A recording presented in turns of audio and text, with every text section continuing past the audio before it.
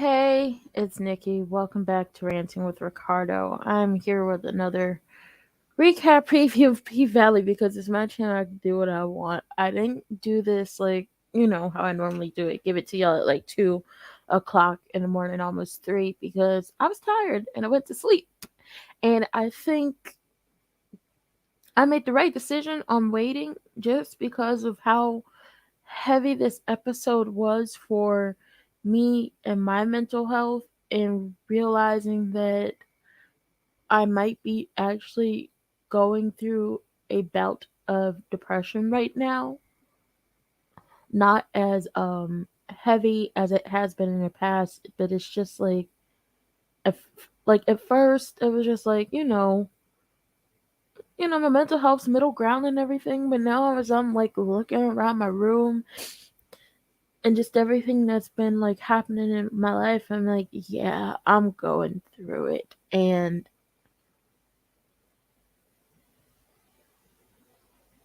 this episode was a lot. I thought last week's episode was emotionally draining for me, but this episode was,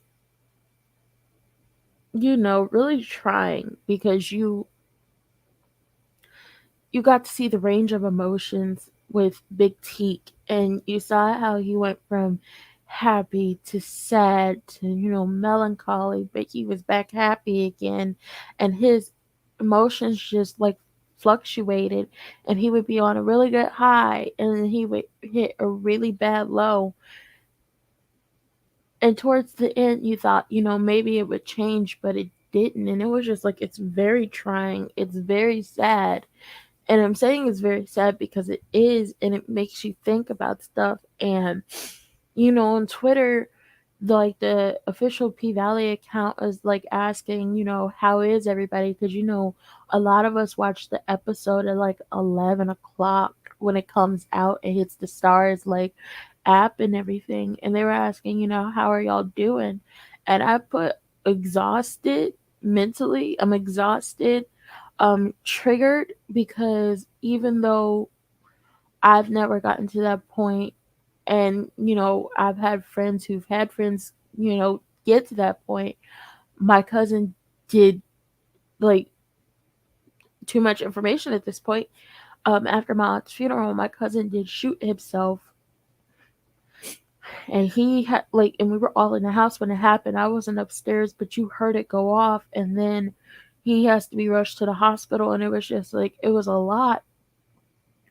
But it was like emotionally exhausted, triggered, and just sad, like really sad, because you would think that we would be able to help people who are going through this, or hell, even help ourselves. And then you have to think about the fact that when it comes to the Black community, we have just now, in like the past couple years, really started to talk about our mental health and really got into therapy and getting help for it, because a lot of the times we are told you'll be fine, or what do you have to be sad about, or what do you have to be depressed about, and it's just like a lot. Let me feel my emotions and let me get this help, because it could go another way. And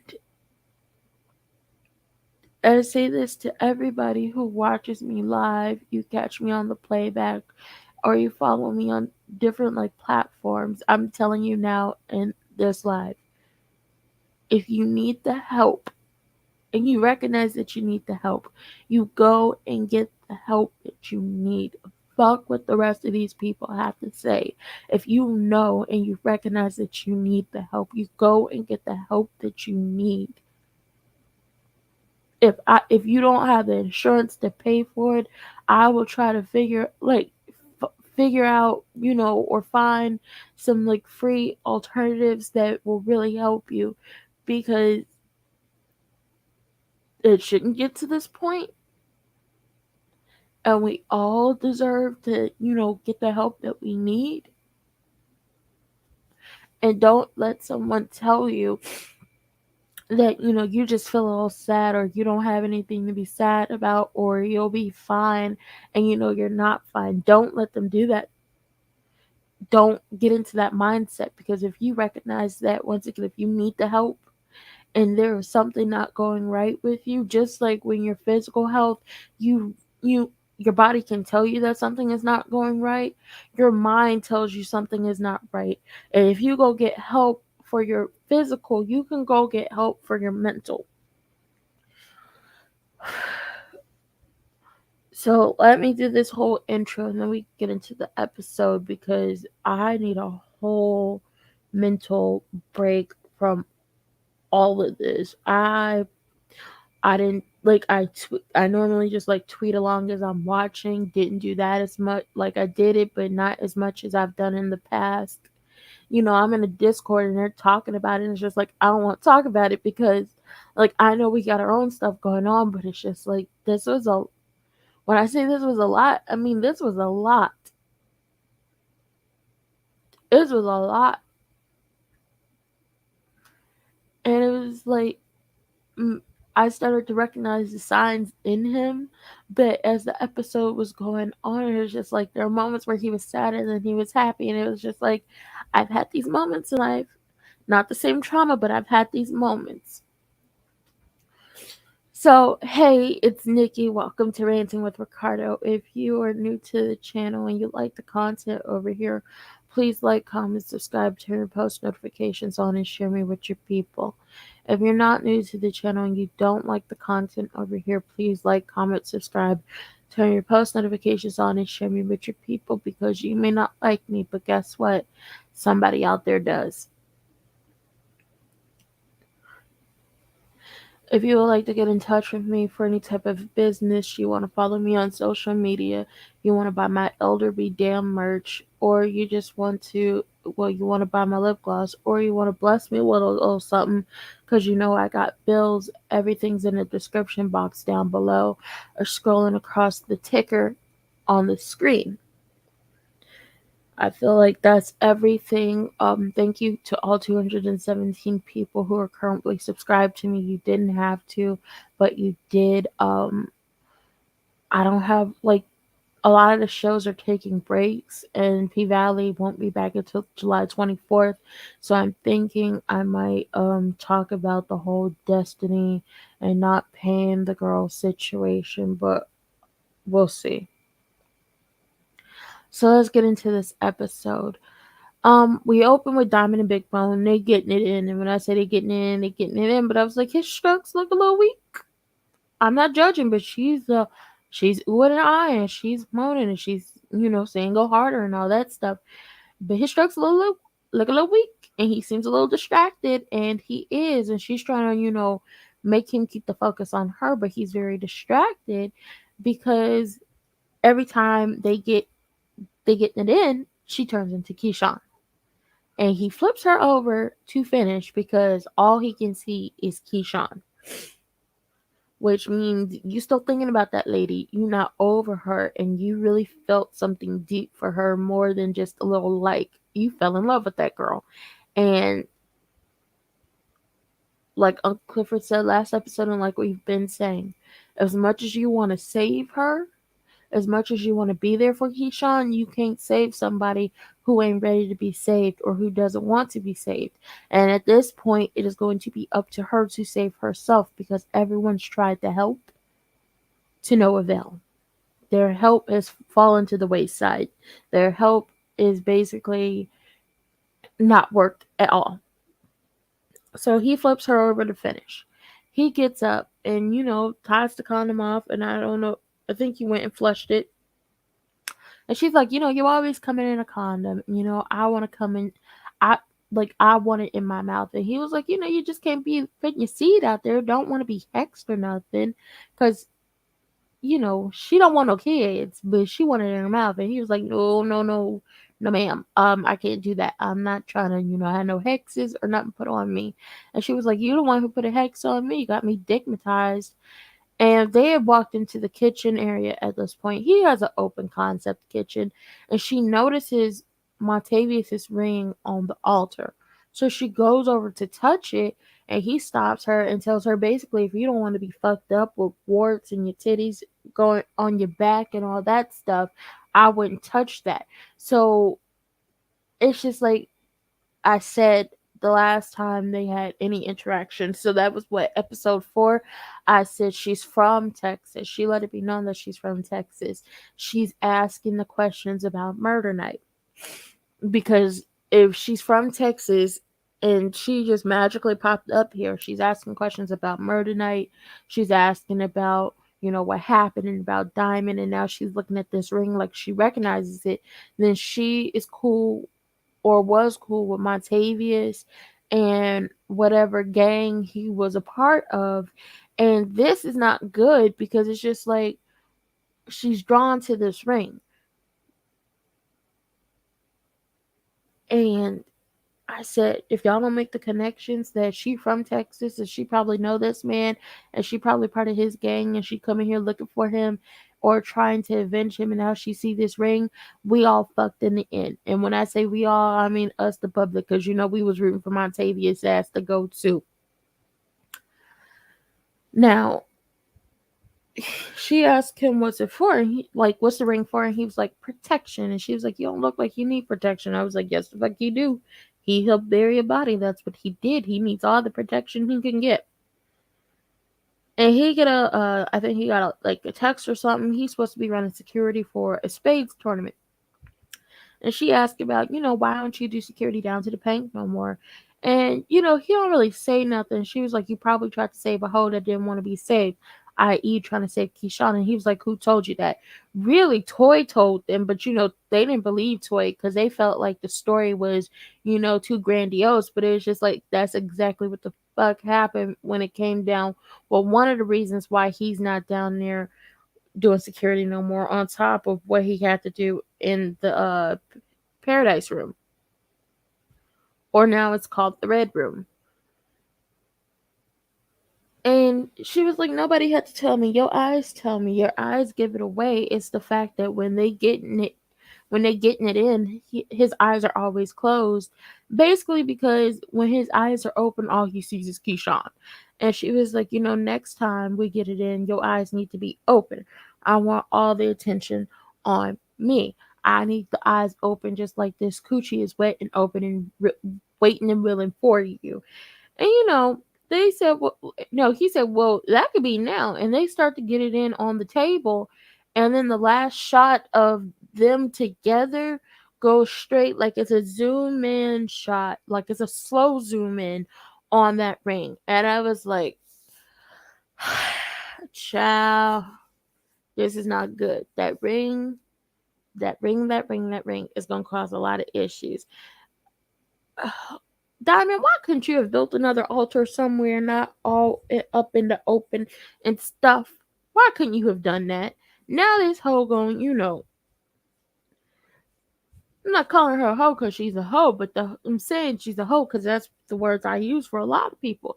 This hoe here, if now she see the ring, she gonna think you have something to do with Montavious, and then you might be up out of here. Oh Lord, it's a mess. It's a whole mess. But that slow zoom in on that ring, that is a foreshadowing to something bad happening.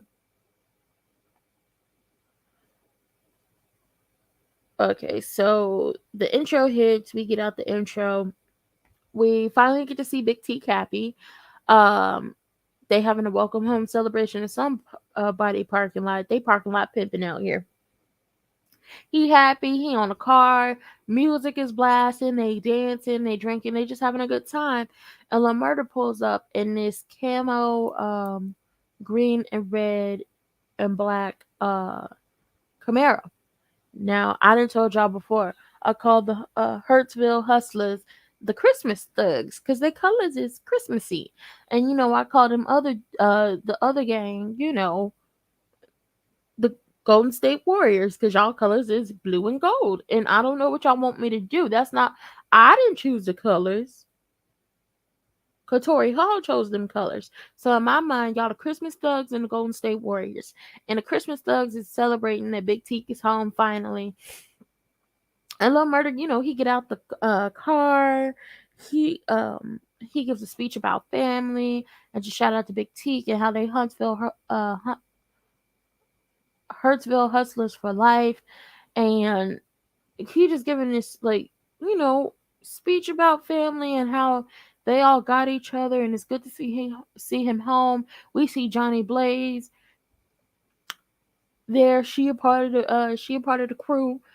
He throw the keys to Big T. Big T hop in the car. He crying. So it's just like 1 minute he's happy, the next minute he's crying. And I was like, at first, before I got to the end of the episode, I was like, well, okay, well, maybe he's crying because nobody's ever really done anything nice for him before. But I was like, this was foreshadowing. This was a foreshadowing to what is going to happen at the end. And Murder was like, you I and told them to back up because Big T was about to start doing donuts, and that's exactly what he did in the parking lot, fucking up them wheels. I mean, go off, I guess, when it comes to what you're gonna do with your own car, but it's just like you leaving tire marks and all that stuff, fucking up your own stuff. But go ahead. Down to the paint, Big L and Uncle Clifford then turned off the water.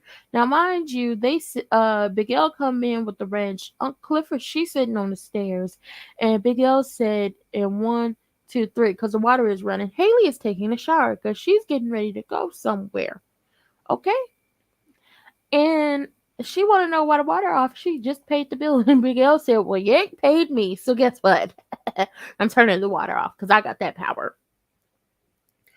Uncle Clifford had her dress. She snatched the dress from Uncle Clifford. She yelling at Big L to turn the water on. It's a whole mess. It's just like, y'all know y'all beefed out. And we're going to play these petty ass games until you do what we need you to do. And that's not sell the paint. Because once again, I'm going to say this because, they're not coming back to the 24th that you saw the preview. Uncle Clifford said, and I quote, I can build another shake joint. I can't build another paint. And that is the truth. Haley believes that the paint is just a building. No, it is a family. It is the atmosphere. It's this whole entity that when you really think about it, you can't put it into words, but it's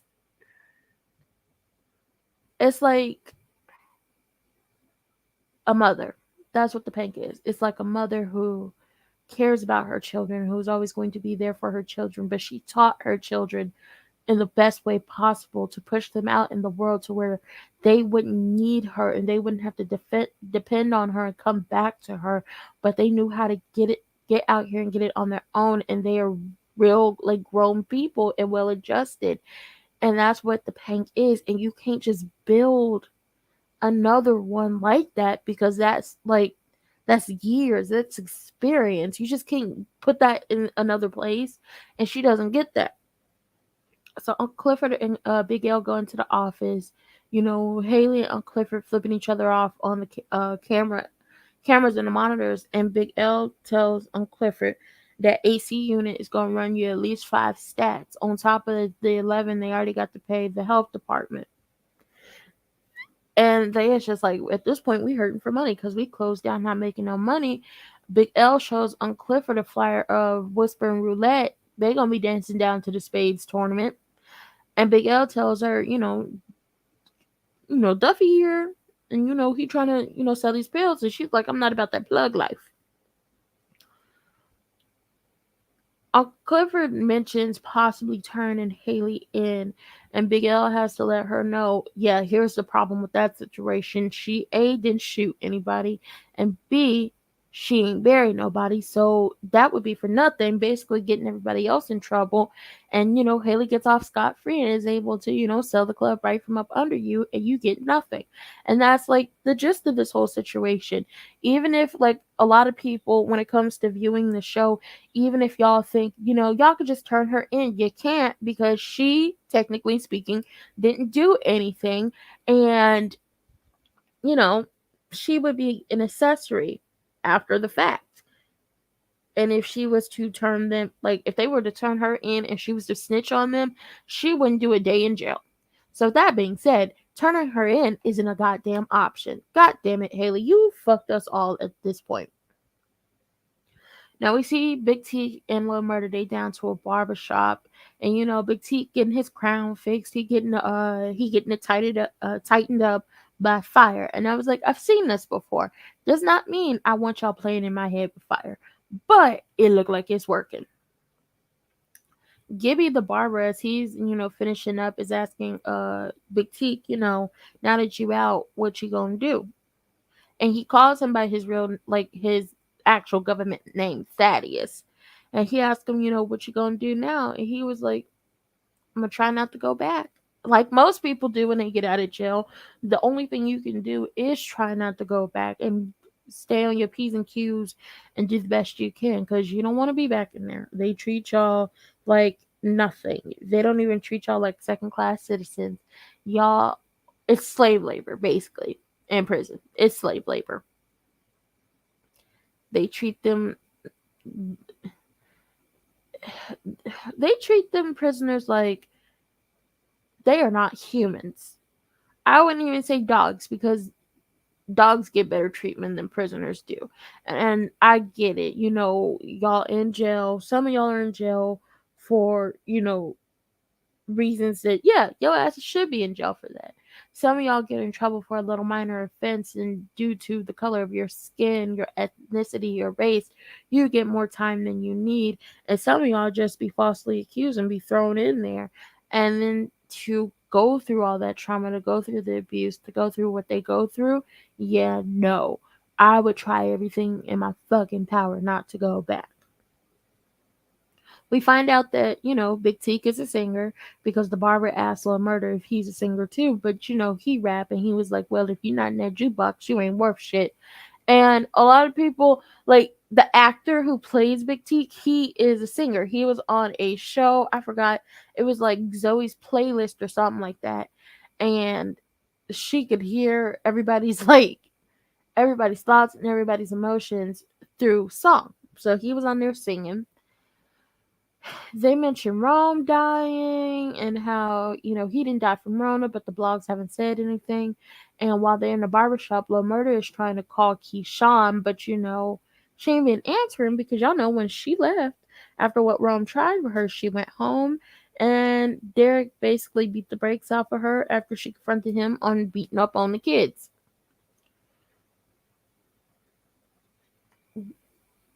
So once Gibby the barber is done with Big Teak, he was like, you look casket sharp. And I was like, no, ma'am, I'm not playing with y'all in these death omens. Y'all played with death a lot when it came to them playing that game where somebody would wink and then somebody would die. And I thought, boom, we over and we done with. The hell no. Y'all still playing with death on here, because this man has went from happy to sad to back to happy. Y'all had the barber, make his hair all nice and stuff, and now the barber is telling him he look casket sharp. I don't like it. I don't want it. Take it away. So Lil Murder finally gets Keyshawn on the phone, and he asked her about the tour, and she now has to tell him in so little words what Rome did to her or tried to do to her. And he was like, well, then good. I'm glad he died. Okay, don't care. And I was like, we don't care either. They held the funeral for him, but I was just like, I don't care. I don't care about Rome. I don't. And when I say they, I mean the people on Twitter made him an obituary and everything. And then, you know, she tells him that, Rome knew about him. And before she could really tell him how Rome knew about him, the white man came in. And I was like, look at you, always fucking stuff up. I'd be glad when she finally get rid of your ass. I personally would have put ground up glass in his food. But, that's me. So we skip from Lil Murder over to Keyshawn and the white man who think he can put his hands on her and kids and get away with it. And your final days, you and your final days, sir. The clock is counting down to when we get rid of you and your raggedy ass haircut and your raggedy ass Prius.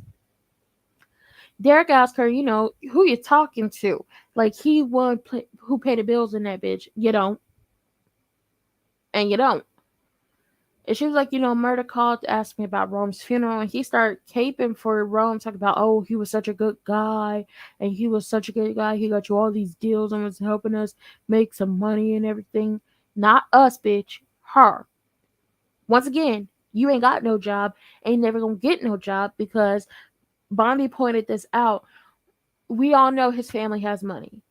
And Bondi pointed, y'all go check out Bondi Blue, but Bondi pointed out that his family is probably keeping him from getting a job because they're hoping that, he'll leave Keyshawn and come back to them. But he like beating on Keyshawn too much to actually do that. And I was like, yeah, finally has somebody he can take his anger out on because he can't take it out on his mama. And he dead, I'm sure, can't take it out on his daddy, so he takes it out on her and those kids. And once again, his days are numbered. They almost up. I could see it. I'm Raven Simone up in this hole. He about to come to his end. He gonna meet his maker sooner rather than later. And he was like, "Oh, I have leads on the jobs." You don't. And he asked her to come over to his friend's house to put in a fire pit. And she basically points at her face and was like, "No, because you see all this damage you done to her face and everything. And the fact that, you beat on the son. Yeah, no, it's not an option because I don't have the makeup and my foundation and my tone to cover up your handiwork. So it's a no, I'm gonna stay here." And I was like, oh, she gonna run. And I'd be so happy to get the hell away. Because last episode, not a lot of people paid attention to her screaming, "We're going." Like she was really gonna pack them kids up and leave before he was able to, beat the hell out of her and almost burnt her face with the iron. And then he realized she is the moneymaker. So we move on. Big Teak and Lil Murder are talking, and no, Big Teak come out and Lil Murder is shook over the news Keyshawn just told him. And Teak says you have to live every day like it's your last. And so they decided to ride around the hood and get it, like most do when you got nothing to do.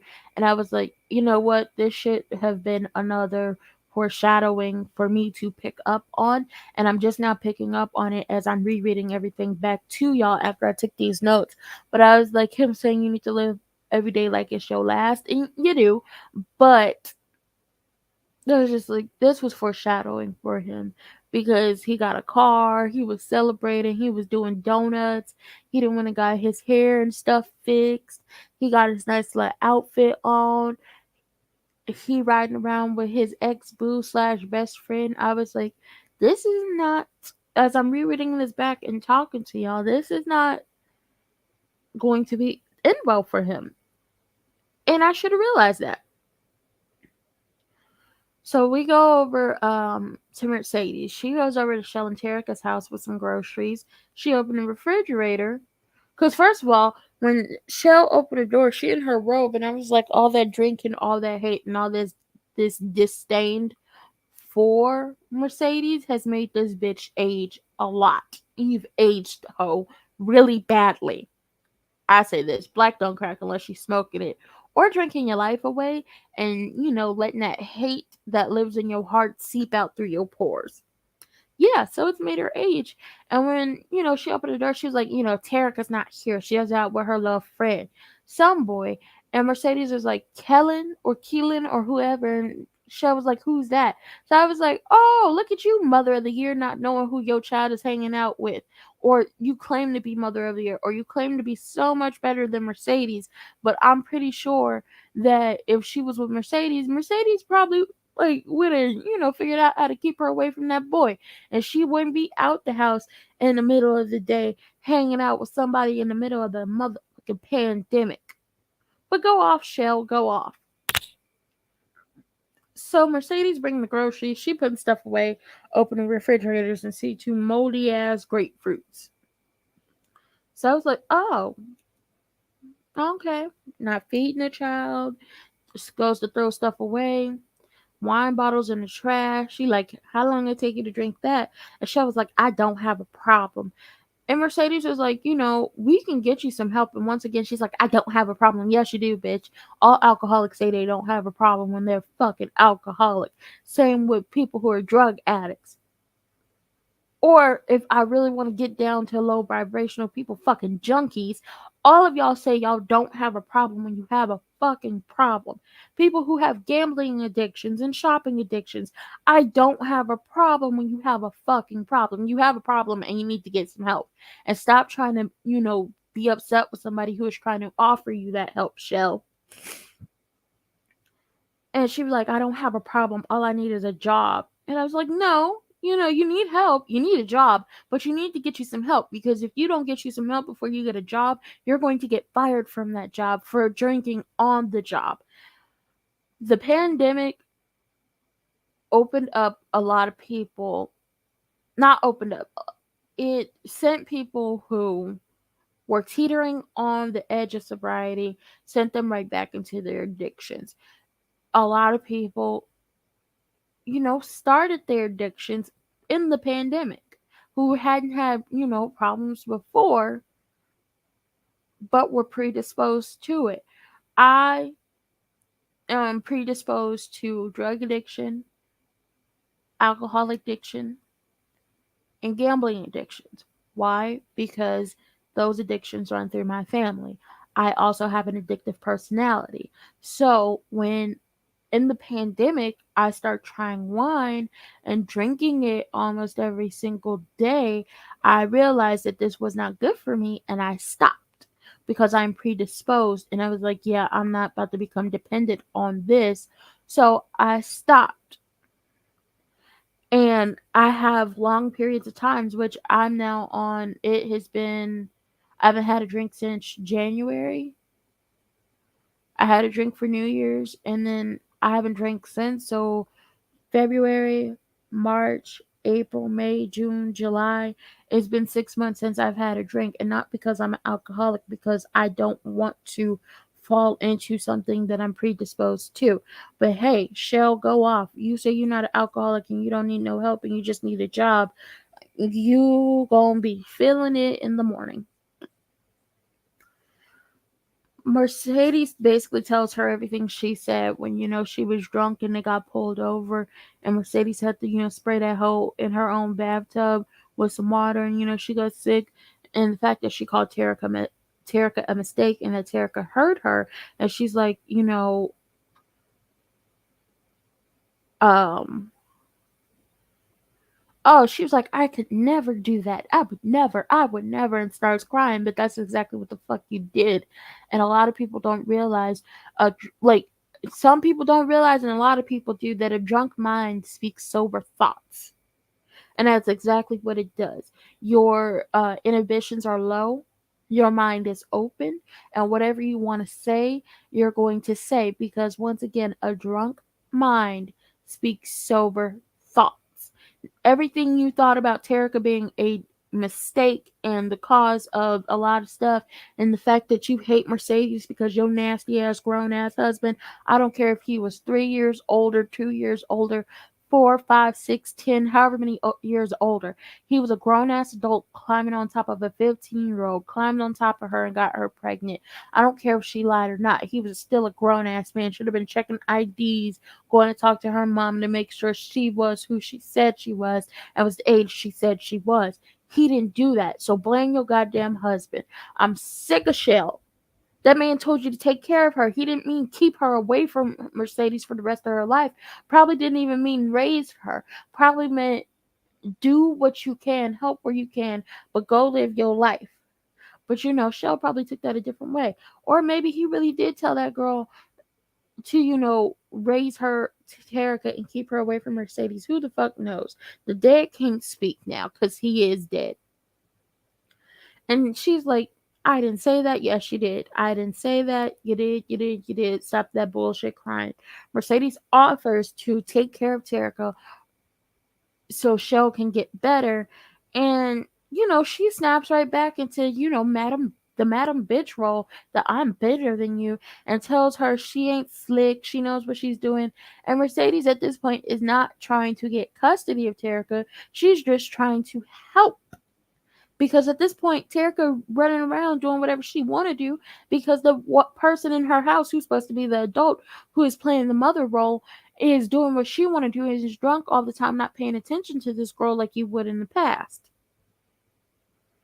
So she's like, you're not slick. I know what you're trying to do. She's not going to live with you in that hood hellhole, so you elitist bitch. You about to lose your house.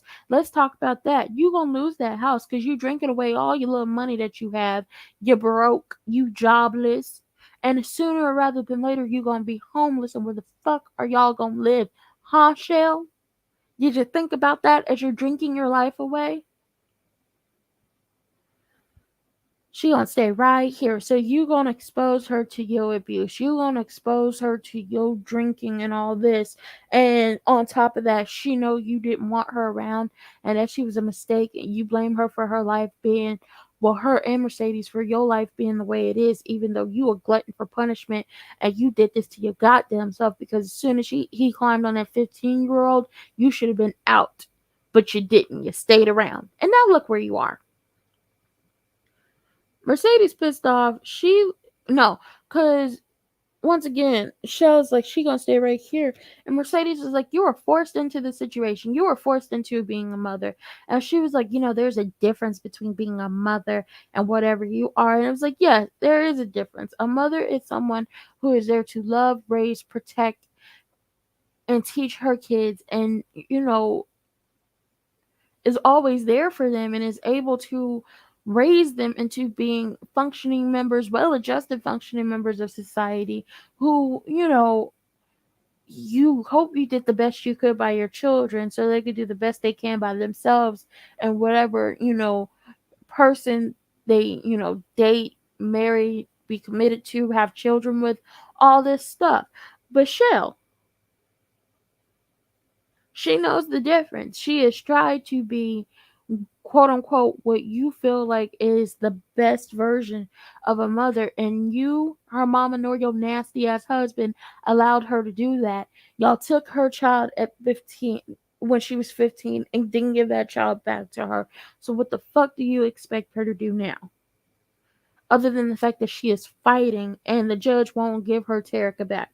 But come into this episode, she gonna want Terica to go live with Mercedes, or she gonna blame Mercedes for this, and it's just like, you only blame your, well, we gonna get to it.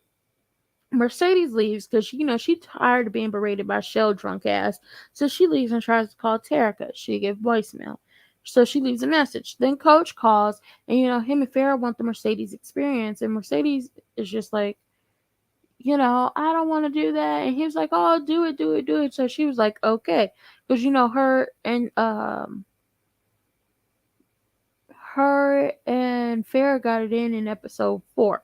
That's the episode where all y'all was up in arms about, Big Teak and Lil Murder getting it in, but y'all wasn't up in arms on the next episode where we found out that, yeah, Keyshawn daddy was doing something to the sister, but go off, I guess. You raging heteros and y'all homophobia and y'all self-hate. It's really loud. Just real loud. Child, so we get down to Big Teak and Lil Murder. They down to some like rib and chicken joint.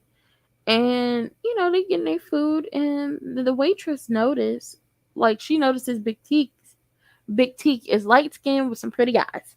And, she flirting with Big Teak. And Lamarcus, aka Lil Murder, is a little jellyfish about it. So he sends her away for some water and told her to get some for herself, basically calling her thirsty. And she was like, he rude. And he was. Okay, don't be jealous. And Big T calls him out about, being jealous. And he was like, ain't nobody jealous. And they start talking about, how this is a date, and how they didn't, how they didn't think this would ever, like, Big T didn't think this would happen. Then they start talking in some English accents, letting you hoes know that the actors are real thespians and they do this shit for real life, not for play. They talk about their first date. So this isn't their first date. Their first date was in a supply closet in the prison. And, they had the pasta and the candles and everything, giving real Lady in a Tramp vibes. And that the guard thought that something else was going on, but it was really a date. And like I said, Big Teak never thought they'd have a chance to have a real date on the outside. He mentions that, Lil Murder, aka Lamarcus, moved on, and he doesn't fault him for that. And he mentions that, the world has moved on too. And I said, once again, it's a foreshadowing to what the fuck is about to happen at the end of this episode. And why didn't I pick up on it when I was watching? I would never know. But why am I picking up on it as I'm reading? It's like, probably, I'm not thinking with my 27th thought. But I did say in my notes that, when he said the world had moved on, that I didn't like the way he was talking. Big Teak asked about Uncle Clifford, and Lamarcus, aka Lamurder, calls Uncle Clifford she. So then they get into a talk about the pronouns. Another example of how the world moved on without Big Teak. They talk about how Uncle Clifford is like a once in a lifetime experience, like an eclipse or the first time you have funnel cake at a carnival because you remember the first time you've had funnel cake if you haven't had it before, and that Lil Murder fucked up the situation, and he was Big T was like, "Yeah, you fuck up a lot." A murder touches his hand, I believe, to show some affection to him, to apologize for what he's done in the past and what he's fucked up. And as he's rubbing his hand, it calms Big Teak down, and then it comforts him in a way, and he pulls away, and he, like, I think he grabs his nose or touches his face and says, "You're forgiven." And I was like, well, again, another sense of foreshadowing of what's to come. And a lot of people I saw in like the Discord I'm in or on Twitter was like, well, he didn't have to talk about Uncle Clifford like that. He could have been like, she's cool, but it's just like, and saying she's cool, then you do have to explain the pronouns. And then it was really going to have to get into a conversation about her. And it's not like he was trying to make Big Teak feel bad. It was just having a real conversation about this person that I fell in love with, and then I fucked up because I wasn't ready for the world to see exactly who I am. And on top of that, we live in the Delta. We live in Mississippi. So down here, being who I am and being out and open is not a motherfucking option because these people are crazy, okay? They racist and they homophobic, and they will do anything to you and possibly get away with it. So it's just like it was either. And on top of that, he had already read the postcard. Big T read the postcard, so he knows how, Lil Murder feels about Uncle Clifford in a way. Not completely, but he knows. So he was gonna have to, explain who Uncle Clifford was and what she meant to him. We get to Keyshawn. She looking out the window as Derek is leaving. She waiting for him to pull off. He pull off. She go to the air duct vent, whatever you want to call it. She grabbed the gun. It's wrapped in a bonnet. It's that pink gun that Haley had, and she took and held on Diamond. Boom. If anybody asks, that's where the gun came from. Okay. She drops her phone on the table. She getting the kids. She got the keys to the Prius. She go hop in the Prius after she done put the kids and her bag in there. She tries to turn the car. It's not coming on.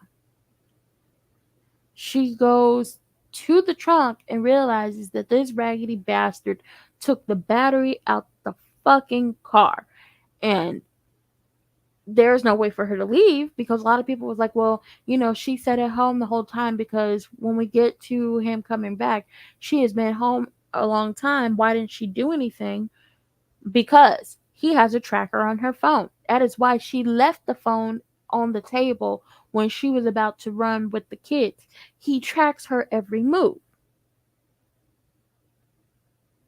That's what he does.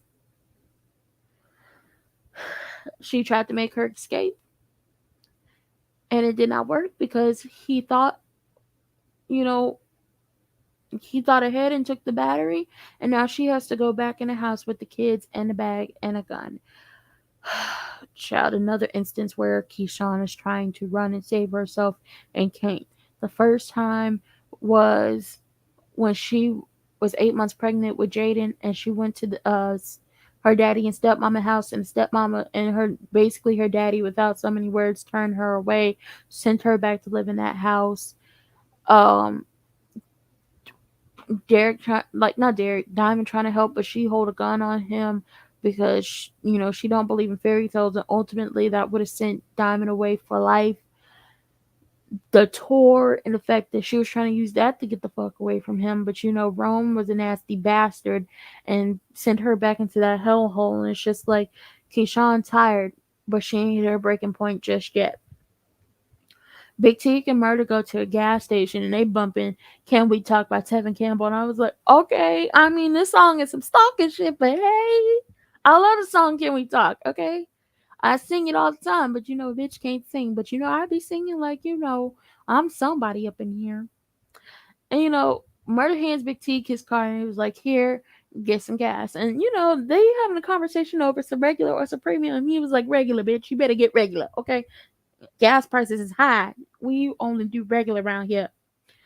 And he hears, like, Murder hears himself on, well, he doesn't hear himself yet. The DJ at the radio station says his name is like Tina Snow. So now we got a thought, like, now we know who Meg is supposed to be playing. She's basically playing her alter ego, Tina Snow. Shout out to her. We ain't see, like, we got to see her hand in her voice just a little bit, but we ain't seen her just yet. And the song that Murder was recording in the bathroom. Now the song's on the radio. He hear himself on the radio. They going around telling people to turn it up, reaching in people's cars, turning it up, telling people to turn to the radio station. They having a good time. Murder happy. Big Teeth then lifted him up on the car. I was like, well, damn. Okay. They just like happy, having a good time, but you see, like, you could hear the cheers of the crowd, and it goes back to the first episode of him, like, you know, performing the song When I Make It Up Out This Bitch, I'm gonna be that song, and you hear like the cheers of the crowd, and it's just like that is the only way he's going to get the hell up out of Chuckalisa and make anything of himself, is if the cheers of the crowd do it for him. And you see Murder is happy and Big Teak is happy for a second, but then I think he realizes that this is more of Murder's dream and not his, but he's happy for him. And you feel like this overwhelming energy when you realize that, you're on the radio and you almost step out of here, but it's so much hanging above them, and it's just like, oh my God. This is a lot. This is going to be a big change. This is overwhelming. And then Murder started taking pictures of people. Dude who was waiting for Murder and Big T to take off the gas pump almost got his ass beat. It was a lot. It was a good time, but it was a lot. Child, down to Whisper and Roulette, these two fairy like bitches drawing people into what they doing on the polls, and they showing the fuck off. Whisper is watching Roulette because at this point Roulette then took off her heels and she's just performing without the shoes on, and you can see these bitches is becoming jealous of each other, and it's just like this was never meant to last. Y'all may be the yin and yang, y'all may be this two sides of the same coin, or y'all may be opposites and we're meant to balance each other out, but this shit ain't gonna work no more. They are becoming jealous of each other. One of Roulette's regulars, and when I say regulars, I mean, she slobbing and knob regulars, comes over and asks about Whisper, and he's like, she all exotic and shit, and I'm willing to pay 2 stacks to eat the coochie. And Roulette was like, hell, I wish I had that option, because her knees is tired. She been on them knees night and day. Her knees is tired. And he is pushing for her to ask Roulette if she's down to do that, and if she would do that. And Roulette is like, I don't know if she'd get down like that, but dude is thirsty and keep pushing. So we get to Mercedes. She back down there with Coach and Farrah. They toast into the Mercedes experience, and he goes to the kitchen to make him his is something in Viagra. Okay, got the blender going. And Farrah tells Mercedes, she can't stop thinking of, the Mercedes experience and what they did. And Mercedes was like, Coach is gonna be mad. And she was like, good. I like when he mad. It's better when he's mad. And she tried to slide her fingers in Mercedes, and Mercedes was like, okay, don't mess up my bag. Let's pretend like nothing happened. And Farrah plays along because she wants Mercedes. She wants Mercedes to get the bag. And she was like, well, okay then. I don't know what you're talking about. And Coach come back over there and sit down, and him and Farrah get up, and Mercedes was like, y'all ready for the Mercedes experience? And I was like, this should have been foreshadowing too for what's about to happen, because Mercedes can never have nothing good for herself. Sorry, don't mean to yell. Down to the Masquerade Mayor event. Andre is not doing well with his little speech. Okay, he's not doing well. The white folk up in there is not seeing it for him. And Haley, she didn't walk herself, and with her little red wig, I was like, the wig is ugly. It's ugly. I don't like it. But she asked him a question, and this question leads him into going into, how his mama was a drug addict who died. His daddy died when he was 7. He could have been another statistic, but shout out to Mayor Tydell Ruffin for being there for him and raising him, and helping him get into Morehouse and all this stuff, which makes the people love him and applaud. Now, Bill from Promised Land is there, Andre Old Boss, and they talking about Andre running for mayor, and um and how Haley got up in there and she used Andre's wife's name because the wife ain't gonna be there, and Corbin not happy to see her and he throws her out. Child, a mess. Down to the spades tournament, Diamond is surveying everything, like good security should. He got him a little.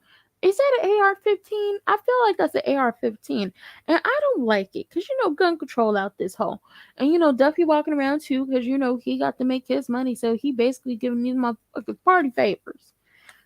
Roulette sees Whisper dancing for the thirsty nigga who asked Roulette to hook them up, and once again, she looks irritated. These hoes are becoming jealous of each other, and this is not going to end well. Down to the thruple.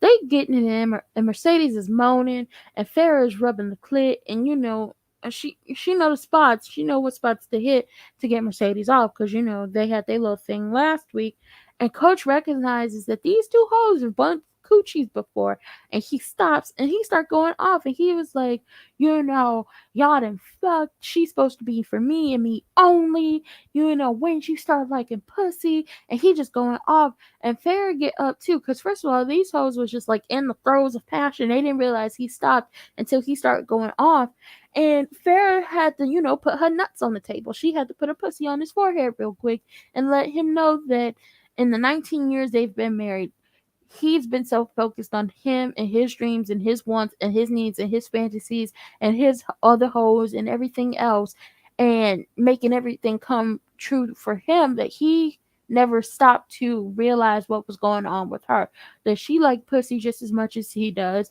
that she has her own hopes and dreams, which causes Mercedes to say, yeah, and what about her dreams? And it's just like, this cannot be good. You shouldn't have chimed in. Coach grabs Mercedes. He throwing her out. She was like, you still owe me money. He breaking the contract. And I was like, well, this can't be good.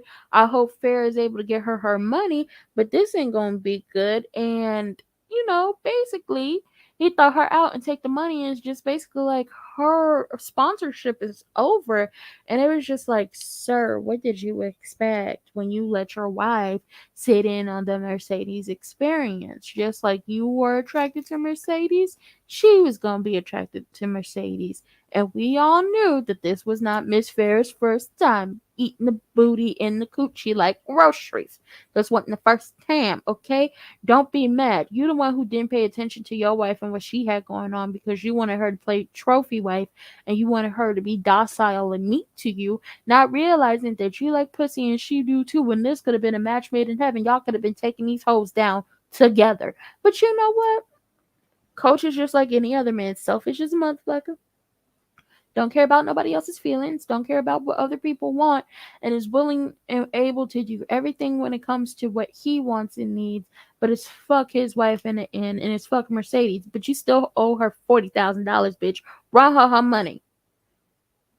Now, back down to the spades tournament. Roulette is in the parking lot in her car smoking because she upset, she jealous, she irritated. Duffy come out there and they start talking and he spin game at her and he was like, you're the finest woman in the world. And they say they fuck with each other. And she was like, yeah, the only problem is I'm a hoe. And he was like, well, guess what, girl? They ain't got no problem with me because guess what? I'm a hoe too. Then these hoes start kissing. I was like, somebody gonna give one of y'all something. I could I'm Raven Simone in this hoe. I foreshadow it. Somebody's gonna catch something messing around with you two hoes. Keyshawn is at home. She's sitting on the couch in the dark. So we know basically when she came back in the house from trying to run and the battery was taking out the Prius, that she just sat there after she put the kids down and everything. And she got the gun in her hand and she waiting for him to come in. And the minute he about to open the door, she hides the gun. He mentions that her phone ain't moved all day and she was like, oh yeah, you know, We stayed in, the kids watched Peppa Pig and all that. He was like, oh, that's good, that's good.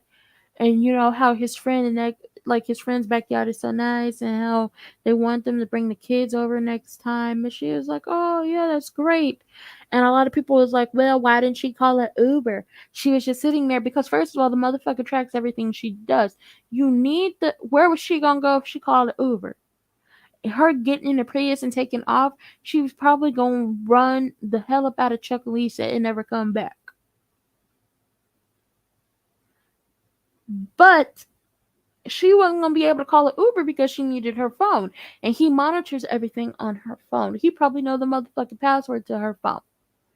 The Uber wasn't an option. Stop trying to throw out these suggestions on what y'all think she should do, when in reality, if you have someone like him, that it's at this point in time, it's kill or be killed, and he knows your cycle and he's tracking you, and he has all this stuff down to a T when it comes to you, and Uber wasn't going to save her of those kids.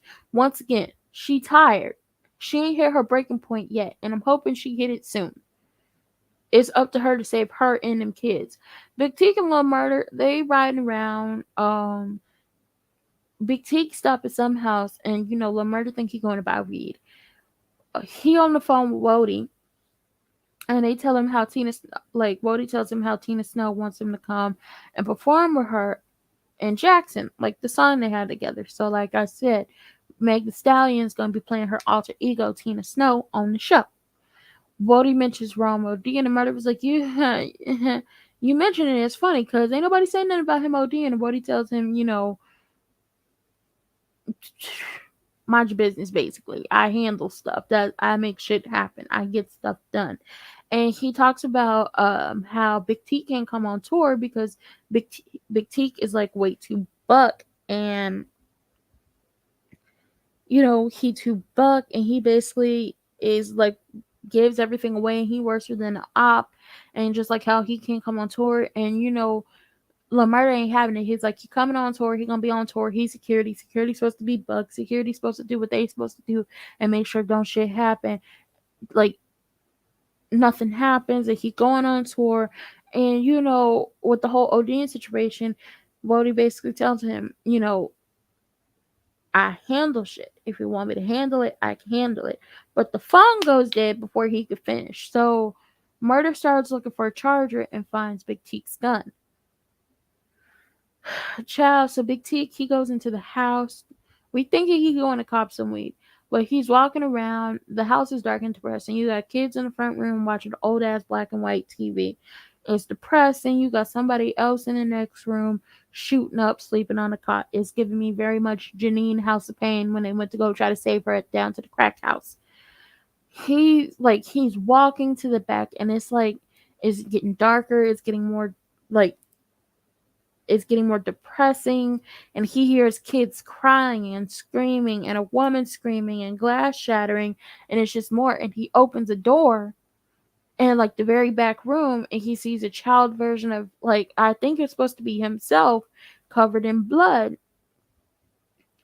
And I was like, that's when I knew he got some real fucking trauma, and I need to figure out what it is.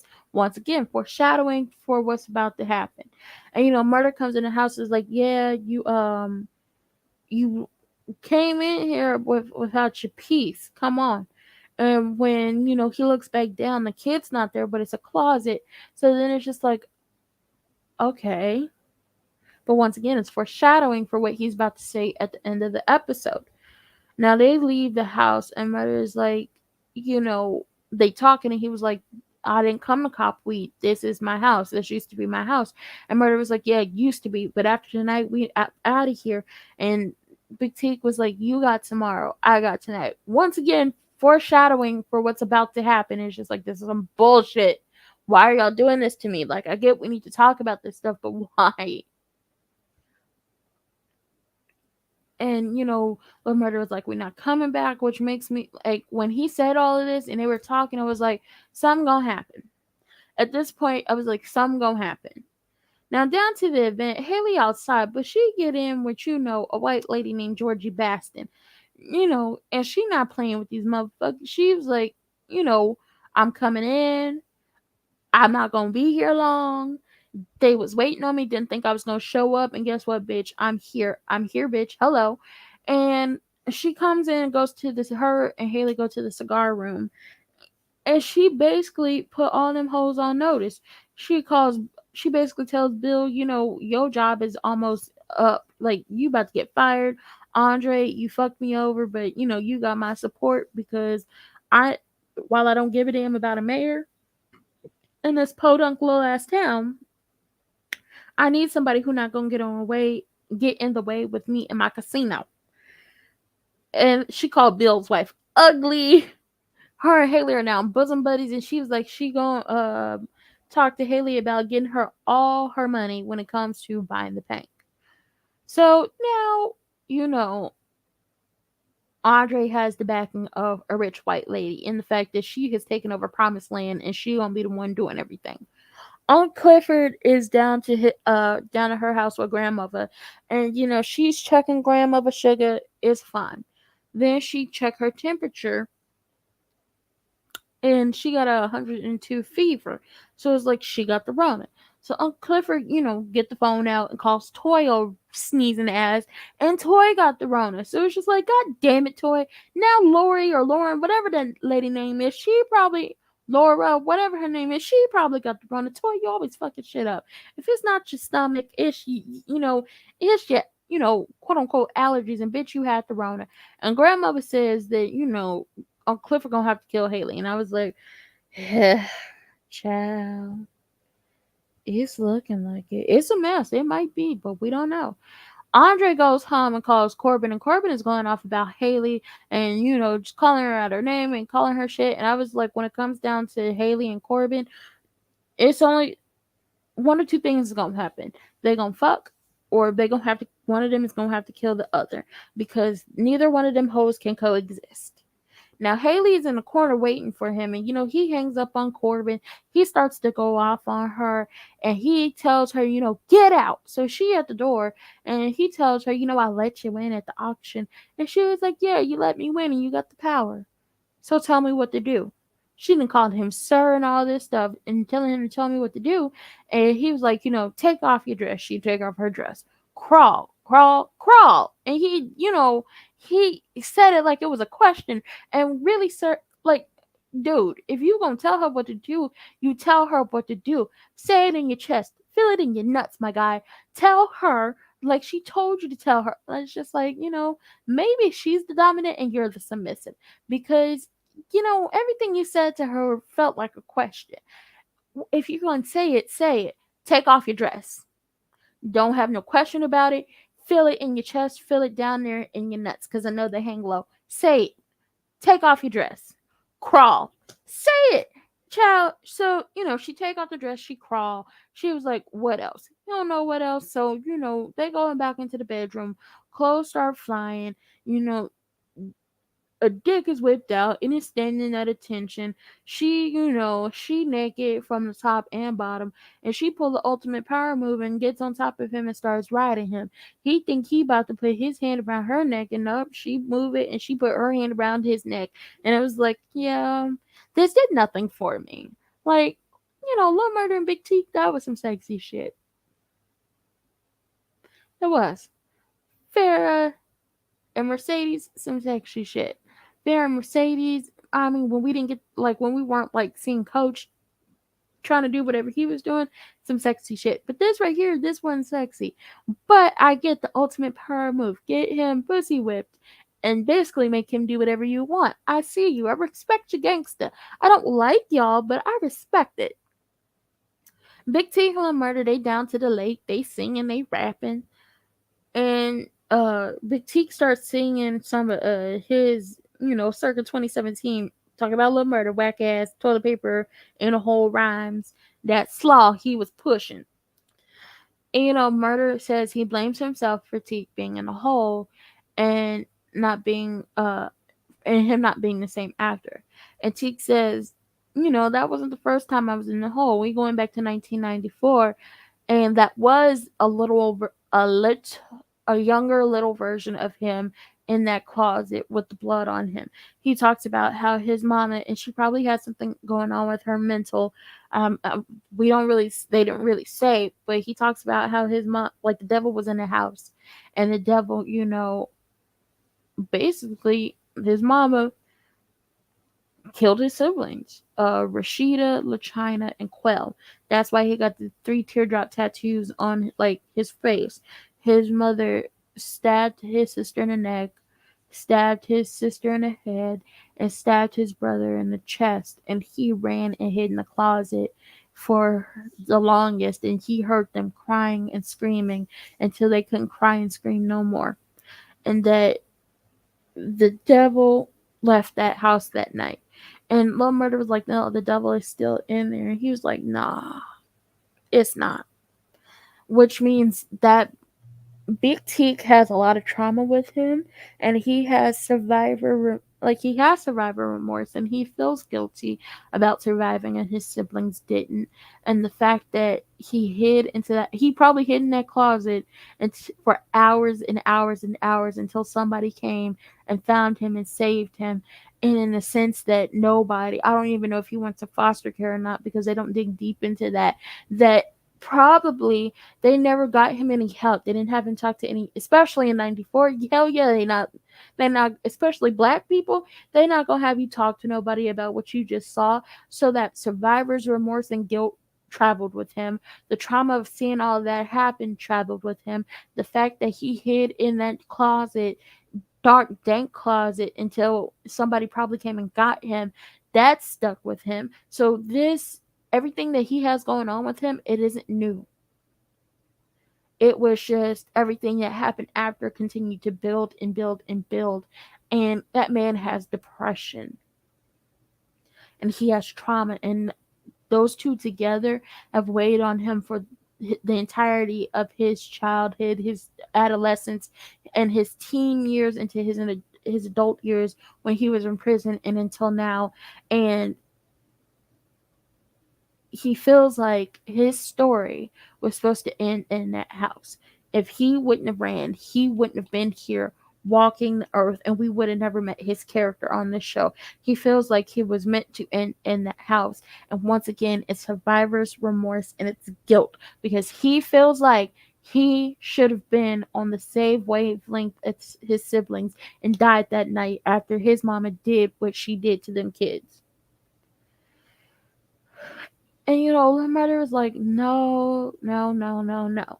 He's trying to talk him out of it. He's trying to be there for him. They end up getting back in the car, and he like Teak is like, tell me where I can drop you off, and Murder doesn't want to go. He's like, I'm not going. I'm not leaving. And because he was like, if I go, I know you're just gonna sit here and you're gonna let them thoughts overrun you, and they're gonna feast on you like maggots. Yeah, it's not gonna happen. I'm not leaving. And Batik takes out the gun and holds it at his temple. And he says he's tired. There is no light. He is just tired of being here. And I've had a moment where it's just like, I'm tired of being here. Like, it's too much. Never to this extent, but it just like felt it was like too much. And for me, I went and I went and talked to somebody about it, but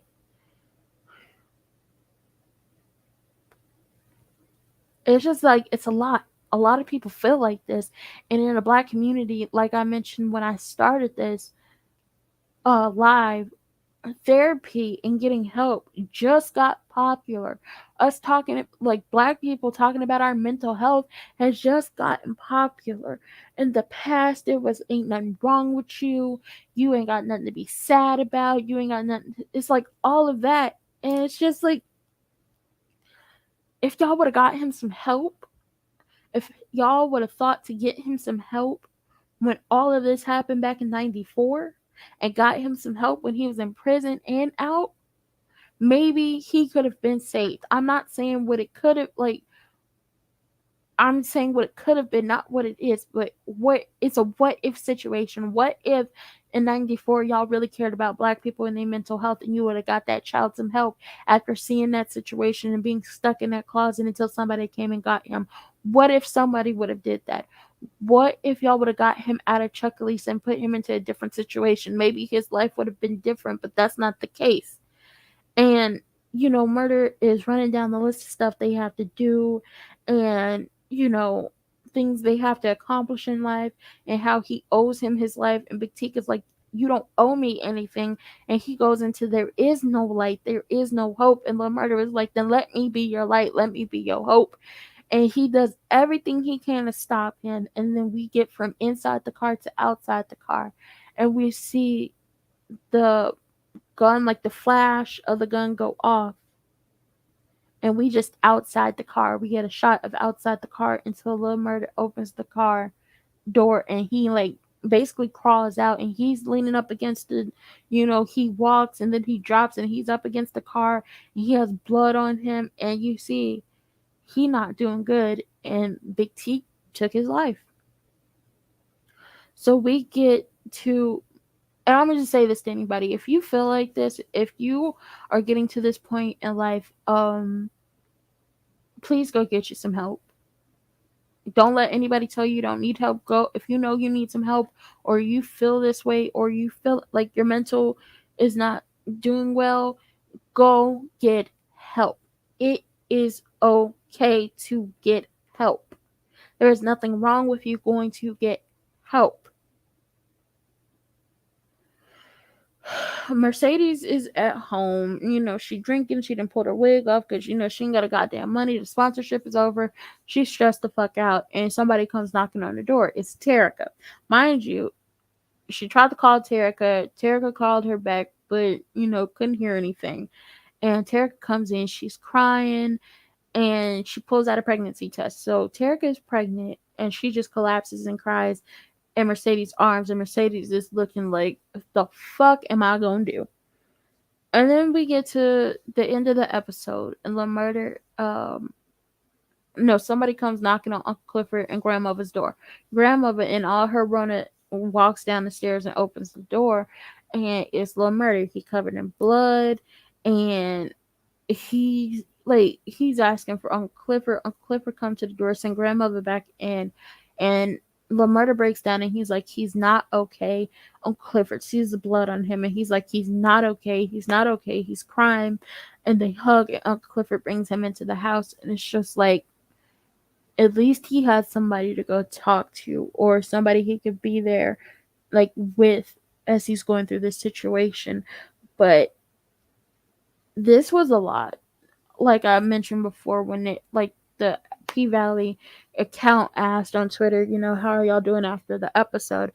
I said, emotionally exhausted, I'm triggered, and I'm sad, because you notice a lot of, I appreciate P Valley talking about mental health and everything that goes on in the Black community, from our spirituality to the homophobia that runs deep in the Black community, and the fact that, people want to be themselves but can't be themselves in fear of what can happen to them, or the backlash that they'll get from their people, to, what is going on with a lot of stuff. And it's like, you have conversation starters.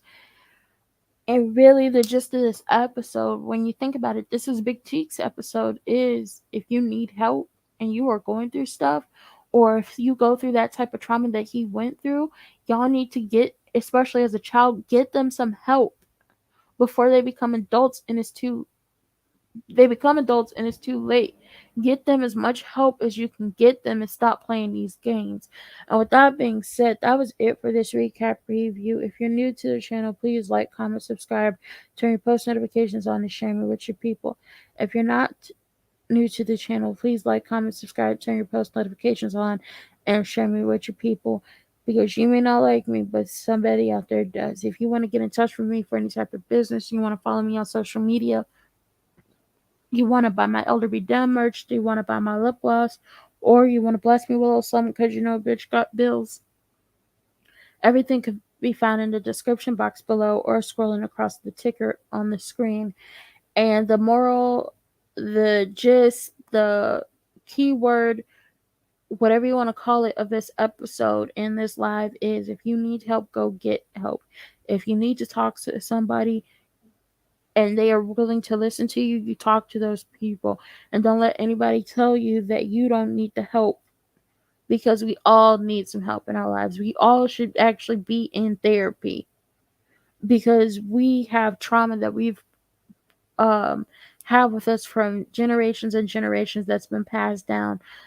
Some that you actually picked up on, and some that are just there and you don't know why, but you feel it all the time. But with that being said, this was it, and I'll see y'all later. I did a whole hour and 15 minutes, and I'll see y'all later for, Real Housewives of Atlanta, because them heifers should be back tonight.